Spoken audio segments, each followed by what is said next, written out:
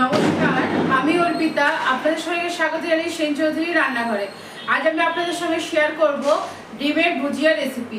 চলুন রান্নাটা সরাসরি শুরু করা যাক। দেখুন, ডিমের ভুজিয়া বানাতে আমি কড়াই বসিয়ে দিয়েছি। কড়াইয়ের মধ্যে আমি 2.5 টেবিল স্পুন মতো সাদা তেল দিয়ে দিয়েছি। সাদা তেলটা আমার গরম হয়ে গেছে। এবার আমি এর মধ্যে দিয়ে দিচ্ছি রসুনের কুচি।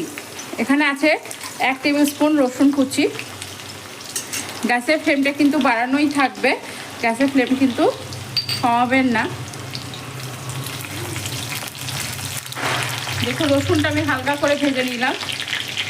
নিয়ে আমি দিয়ে দিচ্ছি লম্বা লম্বা করে স্লাইস করে কেটে রাখা পেঁয়াজ। এখানে আমার মিডিয়াম সাইজের পেঁয়াজ আছে 1.5 খানা। পেঁয়াজটা দিয়েও আমি তেলে নেড়ে নিচ্ছি। দেখুন, পেঁয়াজ রসুনটা ভেজে নিয়ে আমি এখানে দিয়ে দিচ্ছি 1 টিস্পুন আদা, যেটা আমি চিপারে ঘষে রেখেছি। আপনারা চাইলে ঝিরিঝিরি করে কেটেও দিতে পারেন, কিন্তু চিপারে ঘষে দিলে সুন্দরভাবে মেল্ট হয়ে যায়। এবার গ্যাসের ফ্লেমটা একটু কমিয়ে দেবো। আদাটা দিয়ে বেশিক্ষণ ভাজবো না, তাহলে তেতো হয়ে যাওয়ার ভয়। এবার আমি দিয়ে দেবো একটা বড় সাইজের টমেটো, কুচি কুচি করে কেটে রাখা। এবার দিয়ে দিচ্ছি আমি পরিমাণ মতো নুন। এখানে আমি 5টা ডিমের বানাবো, সেই পরিমাণ অনুযায়ী আমি নুন দিলাম অল্প পরিমাণ হলুদ আর কাশ্মীরি লঙ্কার গুঁড়ো কালারের জন্য। নেড়ে নেবো ভালো করে। দেখুন, টমেটোটা খুব সুন্দরভাবে গলে গেছে।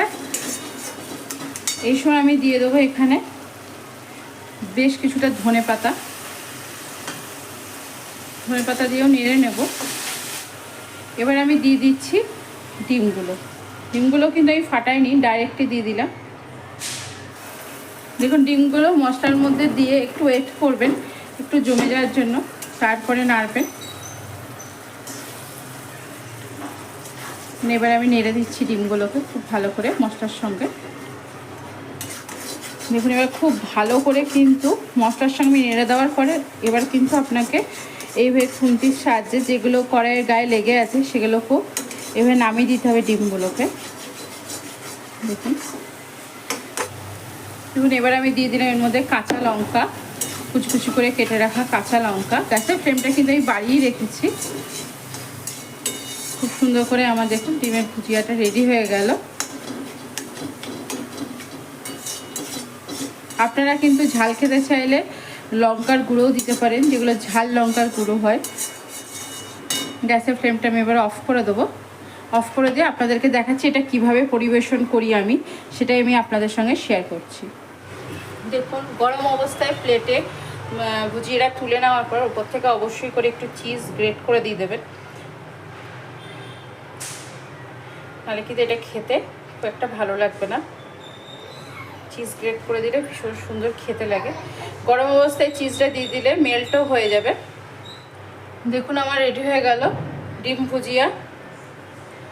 এইভাবে চিজ দিয়ে সার্ভ করবেন, তাহলে খেতে ভীষণ ভালো লাগে। আর অবশ্যই এটা খাওয়ার সময় যেন লেবু একটু এর মধ্যে লেবুর রস নিয়ে নেবেন। লেবুর রস না হলে কিন্তু এটা ভালো বেশি জমবে না, যেটা আমি লেবুও এখানে পরিবেশন করেছি। এটা একটা পারফেক্ট ডিনারের থালি বা সকালে জলখাবারও বলতে পারেন। আজ আমি আপনাদের সঙ্গে শেয়ার করলাম খুব সিম্পল এবং ঘরে থাকা উপকরণ দিয়ে ডিমের ভুজিয়া রেসিপি। আশা করি আমার ভিডিওটি আপনাদের ভালো লেগেছে। যদি আমার ভিডিওটি আপনাদের ভালো লেগে থাকে অবশ্যই লাইক, শেয়ার, কমেন্টস করতে ভুলবেন না। চ্যানেলটিকে অবশ্যই করে সাবস্ক্রাইব করবেন। চ্যানেলটিকে সাবস্ক্রাইব করার পাশে থাকবেন। আজ এখানে ভালো থাকবেন, সুস্থ থাকবেন, আনন্দ থাকবেন, অনেক অনেক সুখে থাকবেন।